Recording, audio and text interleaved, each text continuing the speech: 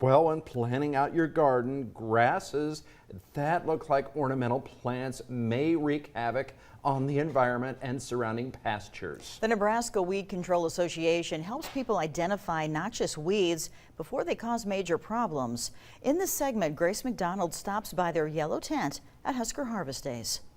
Hi, I'm Grace McDonald with Pure Nebraska, and I'm at Husker Harvest Days with Rob Schultz, who's the executive director of the Nebraska Weed Control Association. How are you doing, Rob? Doing good. Glad to see you this morning. It's good to see you too. Thanks for pulling me on in here. You betcha. So what's your second position? Well, I'm also the Hall and Howard County Weed Superintendent here in central Nebraska.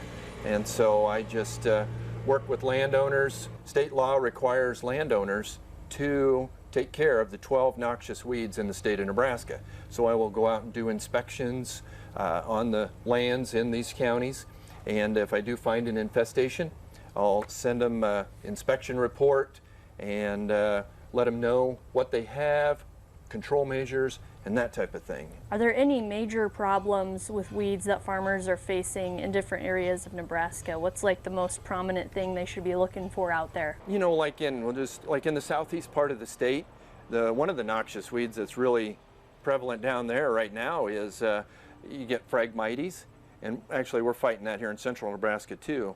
You know, a lot of wetland areas, river systems, homeowners associations, and so Phragmites is a big issue across the state of Nebraska right now. We're thinking wind is a big thing. Wildlife is probably a big thing also, going from little pond to little pond. Sericea lespedeza in the southeast part of the state, a lot of pastures infested with that.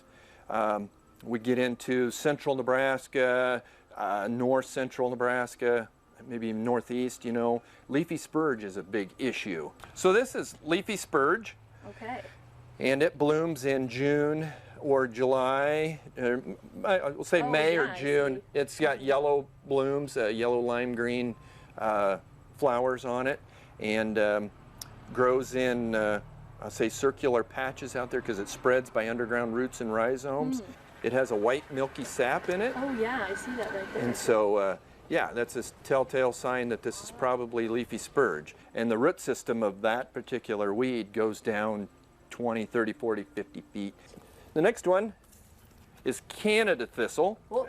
And this one here, yeah, it gets about knee-high to waist-high with a pinkish flower on it. Blooms in July and August range, and just grows in a thick, dense patch. And so we do got some herbicides that work excellent on Canada thistle and thistles in general.